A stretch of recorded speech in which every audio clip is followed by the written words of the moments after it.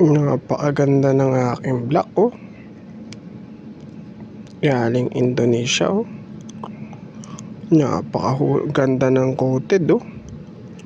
Branyong SIM 7 pa, oh. May tatak pa. Tapos sasabihin, bibili ka sa second hand. Hindi naman na alam masukat yan. Ito, oh. May coding, meron pa yung number coding.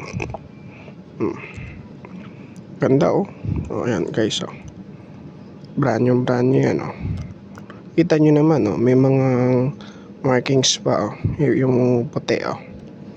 Ganda, oh. Yan yung sinasabi ko sa inyo, intayin nyo sa part 3 ko, sa version 3 ko. Pasensya na kayo kung ba't ako magpapalit ng black, kasi may tama na yung piston ko. So yan, oh. Ganda, oh. Ganda ng black, oh, no? Yan. Legit yan guys, galing yan ng Indo. Ayan. Ganda. Ganda ng liner, oh. Ganda pagka-hulma, oh. Branded, oh. Tapos nakaselyo pa yung ano, yung piston. Ayan. Open natin. Nakaselyo talaga, oh. Pero yung nakasil pa, oh. Kuha tayo ng kunting. Kasi ito lang iniinom natin guys, oh. Dalawa. Kasi may hilig ako dyan, eh.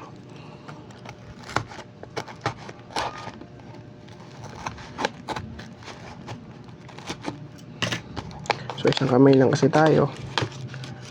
Mabuksan natin. Talagang ano talaga, oh. Branded talaga. Ayan, oh. Tignan natin yung loob. Unbox na natin. Ayan yung piston ko, oh. Ganda, oh. Naka SIM 7 siya. Unboxin na natin itong piston. Excited na ako, ah. Bakit ako naging excited? Di ako makatakbo, eh. So guys, oh. Ganda, oh. Nakasil pa talaga, oh. May tatak talaga na ano, oh. Ayan, oh. Ganda, oh. Talagang naka-marking talaga ng Indonesia, oh. Tingnan mo guys, oh. May tatak, oh.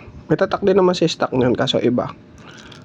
Oh, ganda, oh. May markings pa talaga. Original talaga siya. Ayan.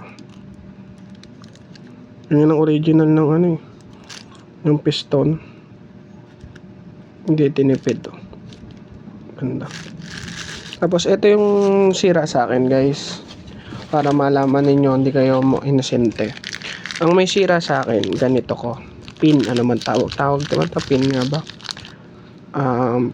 Pin piston. Ayan. Yung akin sa luma ko, may kayod na yun dito niya. So maingay na siya. Hindi na siya nalapat sa ano dito, may kayod na. Kaya ito yung papalitan. So syempre pagka nagpalit ka, palitan mo na ng isang buo para mas maganda. So papakita ko sa inyo sa susunod na ano. Okay guys?